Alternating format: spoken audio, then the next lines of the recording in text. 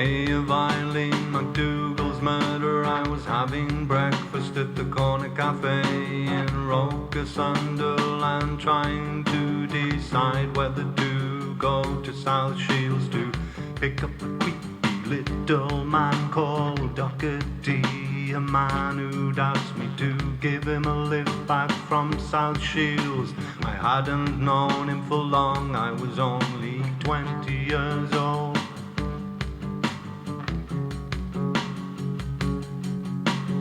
He and his gang arranged for me to be murdered in South Shields by Docherty and Stewart's drug-dealing friend, who were waiting for me to arrive so as to have a double sacrifice. More food on the table for those sick jadroos, cannibal ghouls from South Shields and Sunderland, operating in ALISTER, CROWLEY, satanic copycat killings for fame and fortune.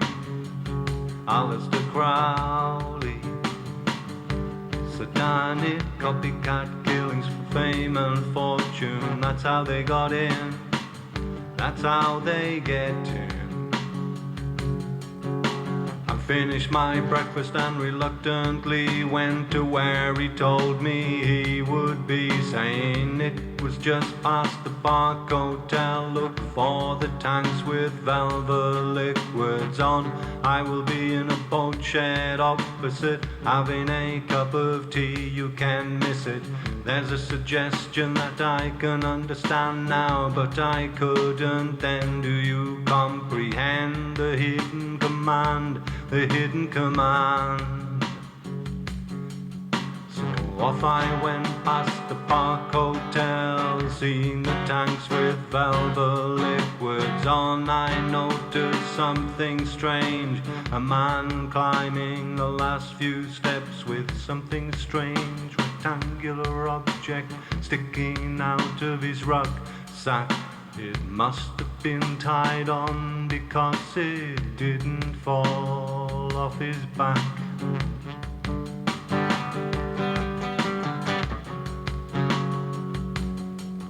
He was met by another man whose name is ERNIE. I read it in the newspaper, who said I could see meeting him. I then turned into the car park. I could see three men looking at the tanks and looking at me, standing at the boat shed where that creepy Docherty said he would be having a cup of tea. It all sounded so friendly to me.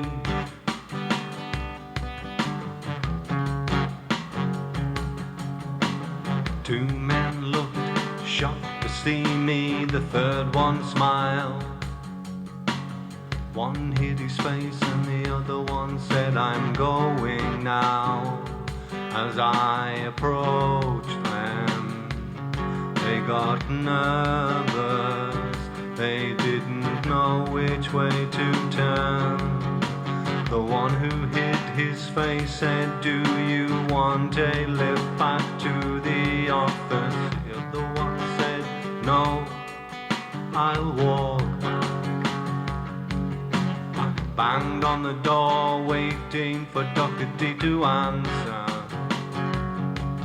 No answer. I banged again. I could hear the saw spinning round. I could tell by the sound it was not cutting anything. I banged again, even louder, still no answer. I kept on banging, louder and louder, still no answer. So I slid the big door to the left and went in there. No one there, I shouted upstairs, hello. I shouted again and again, louder and louder. No one answered.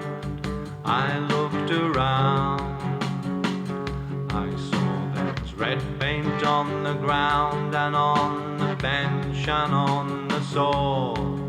There's even red paint in the water. I didn't know what I'd seen. I went home and that was the end of it to me, but only the beginning. For my new torturers from South Shields had plans for me. When I went back to work in the shipyards, my personnel officer, Mr. Baker, advised me to take my redundancy and move away.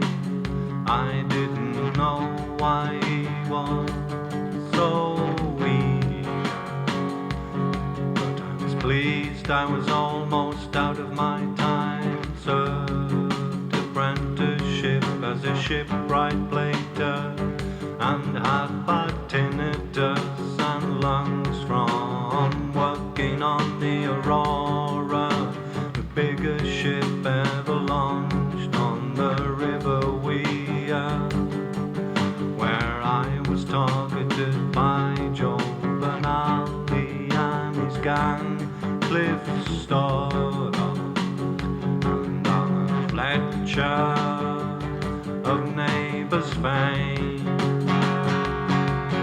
and a whole lot more, all looking for promotions in the Lodge of Satan, where I'd just been without my knowledge of what I'd seen. The remains of Ilene Macdougal, a 17-year-old innocent girl, abducted and sacrificed. Duncan, Tully and Henry, according to Bob King, who was the one that smiled at me and said he was only a patsy, and he only went along for the ride, but he wasn't involved in what had happened inside. No, I wasn't there, I didn't see. All I know is they tried to murder me in Jersey. Mike Emerson giving me poison.